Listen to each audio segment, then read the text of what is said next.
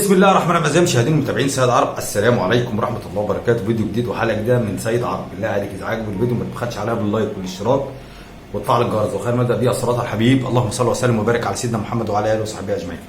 عجبك الفيديو اديني لايك، لو برضه ما عجبكش الفيديو برضه اديني لايك، لان انا عارف ان الفيديو هيعجبك. معايا شويه اخبار لوز اللوز كلها على النادي الاهلي، كلها على النادي الاهلي. فانا عارف ان الاخبار اللي معايا او شويه الحاجات اللي معايا هيعجبوك، فما تبخلش عليها باللايك، ويبقى كرم منك لو شيرت الفيديو، تبقى يعني حاجه لوز اللوز صراحه يعني، لان اللايك بيدعمني وبيدعم الفيديو، بيخلي كتير من الناس من المشاهدين تشوف. فانت ما تبخلش على الناس ان يشوف الفيديو ده. اذا عجبك الفيديو او ما عجبكش شيره. بص يا سيدي، خد لك حكايه وقصه، لان الفيديو هيعجبك. كوبايه شايك او كوبايه قهوتك وتعالى اتفرج على سيد عرب بقى، اتفرج بقى على الاخبار اللوز اللي مش هتلاقي عند اي حد. المدرب التونسي المحترم خالد حسني قال حاجه حلوه قوي على النادي الاهلي، لان هم دول الناس اللي بتفهم كوره، ناس هو لا من بلدك وبتتكلم. شوف على النادي الاهلي ازاي. تعالى بقى على الناحيه الثانيه، الناس اللي جوه بلدك بتتكلم على النادي الاهلي ازاي، نادي الدوله ونادي التحكيم ونادي المجاملات ونادي وهم اكثر شعبيه وهم اكثر بطولات، وهم ولا فاهمين حاجه ولا عارفين حاجه، وفاكرين نفسهم اللي هم فاهمين وهم مش فاهمين حاجه، اذا كان هم ولا لاعبين. المهم يا سيدي، المدرب المحترم بقى اللي هو التونسي قال، اللي هو خالد حسني، اكد على حاجه مهمه جدا اللي هي ايه؟ قال لك النادي الاهلي هو من يصنع اسماء المدربين، الاهلي هو من يصنع التاريخ. كلام محترم. الاهلي هو من صنع جوزيه. لو هتاخد بالك، مانويل جوزيه قبل ما يجي النادي الاهلي كان مدرب عادي جدا، طبعا ما بنقللش منه، مدرب محترم وبنحبه ومعلش يعني، بس قبل ما يجي النادي الاهلي كان شيء، وبعد ما جه النادي الاهلي كان شيء تاني. مانويل جوزيه ايوه ما هتختلف معايا، هتختلف، بس انا بقول لك الصح. مانويل جوزيه كان حاجه، ولما جه النادي الاهلي بقى حاجه تانيه بالبطولات والانجازات اللي عملها. اقول لك حاجه قريبه، موسيماني، كابتن موسيماني كان واخد دوري ابطال افريقيا مع سان داونز، بس لما جه النادي الاهلي ايه اللي حصل؟ اسمه لمع، اسمه بقى في عالم التدريب حاجه تاني. خد مع النادي الاهلي 2 دوري ابطال افريقيا، خد في كاس العالم 2 برونزيه، اسمه اتعرف. راح الدوري السعودي، راح السعوديه درب هناك، خرج من السعوديه راح الامارات. هل هو لو كان في سان داونز كان هيفضل على حاله كده؟ كان يخرج بره؟ لا، كان هيفضل على حاله زي ما هو موجود. لكن النادي الاهلي هو اللي بيصنع المدربين وهو اللي بيصنع اللاعبين. كولر نفسه راجل محترم، مدرب عالمي. كولر نفسه في تاريخه كله خد بطولتين. تعالى لما جه النادي الاهلي ب6 شهور او 7 شهور خد بتاع 5 6 بطولات. شفت احنا بقى مش هنبقى احنا بنطبل وبنعمل، احنا بنقول الحقيقه. الراجل ده المهم في نهايه كلامه قال لك كلام جميل جدا، قال لك ان الاهلي هو من يصنع التاريخ. اي لاعب او مدرب، وقولها بكل فخر وبدون خجل، الاهلي فخر الامه العربيه والافريقيه. هو كلام محترم من راجل محترم بيفهم كوره. امال عندنا هنا ناس على الله حكايتها، ناس بتغلط في النادي الاهلي للشهره، لاكل العيش. على فكره اكل العيش ده كده بيبقى حرام، لان انت بتكذب وبتضلل جمهور نادي الزمالك. والمشكله جمهور نادي الزمالك عاجبه الكلام ده. طالما بتشتم في النادي الاهلي فانت كده حلو، انت كده اسطوره. هو شيكا بتاع ده بتاع الاسطوره بايه؟ معلش يعني ياسين بقى تعبان يعني، رحمكم الله حاج ياسين معلش، شيكابالا الاسطوره المزيفه. اسطوره في ايه؟ في الشتيمه. كان بيشتم جماهير النادي الاهلي عشان كده حبوه. امال عمل كانجاز حاجه؟ ما عملش. حتى لما اعترف بره عمل حاجه؟ ما عملش. الناس المحترمه الاساطير اللي عملت انجازات نادي الزمالك ما بتتكلمش، ناس عارفه الاحترام. المهم يا سيدي، مارسيل كولر بيطلب رحيل الدكتور او الطبيب الجديد للنادي الاهلي، الدكتور تامر ابو العينين.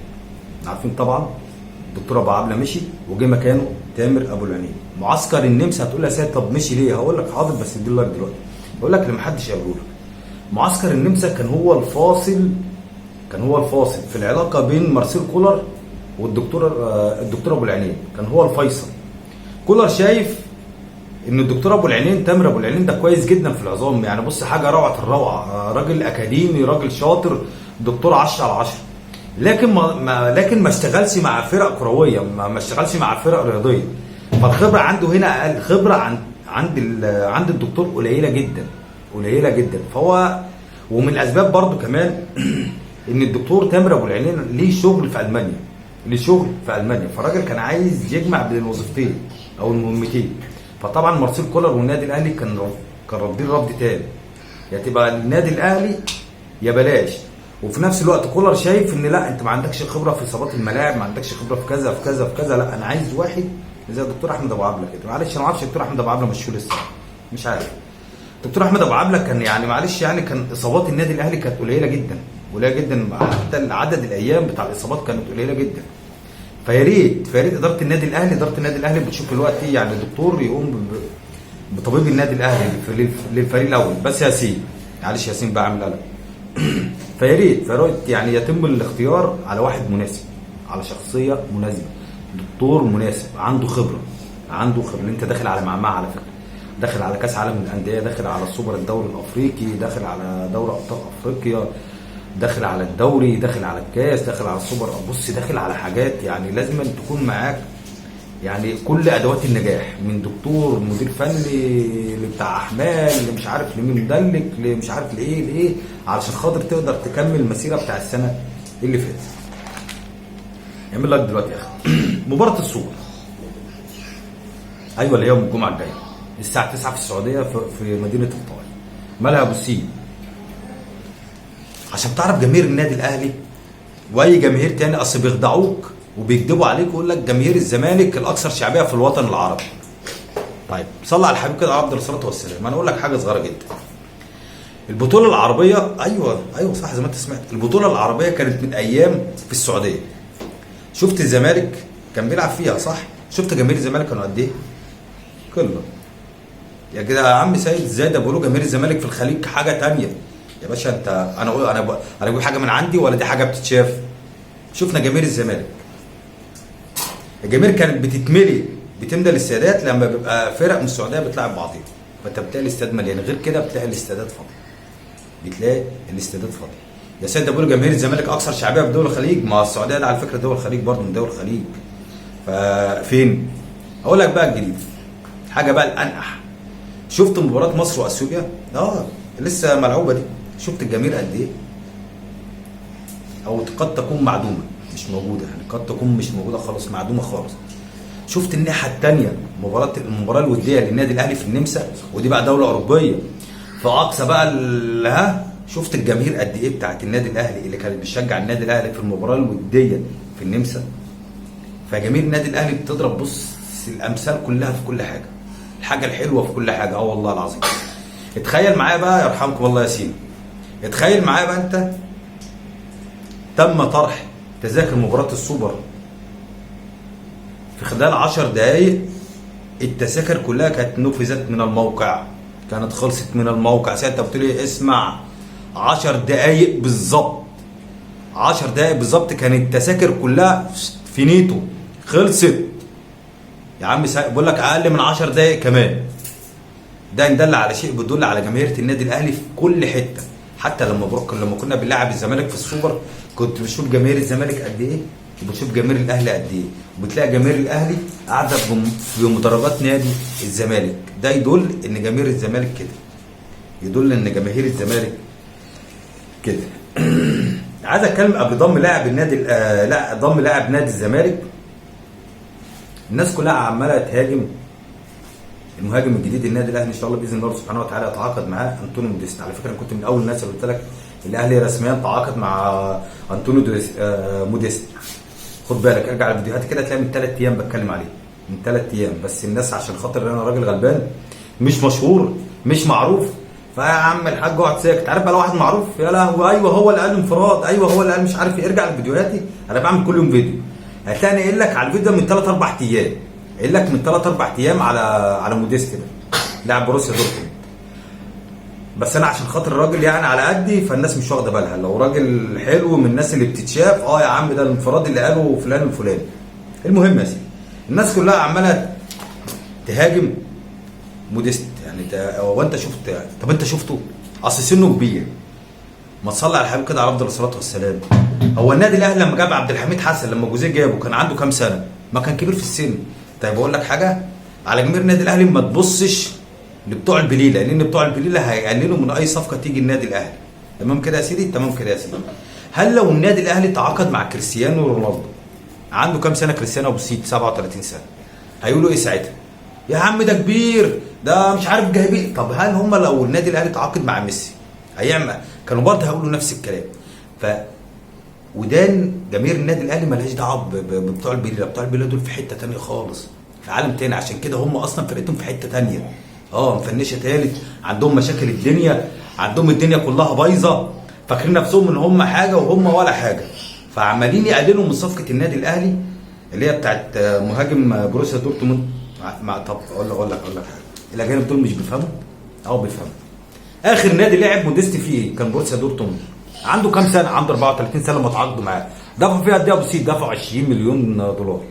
يعني الناس دي بتفهم ولا ما بتفهمش؟ لا بتفهم. وانت خدته راجل حر، انت خدت موديست راجل حر.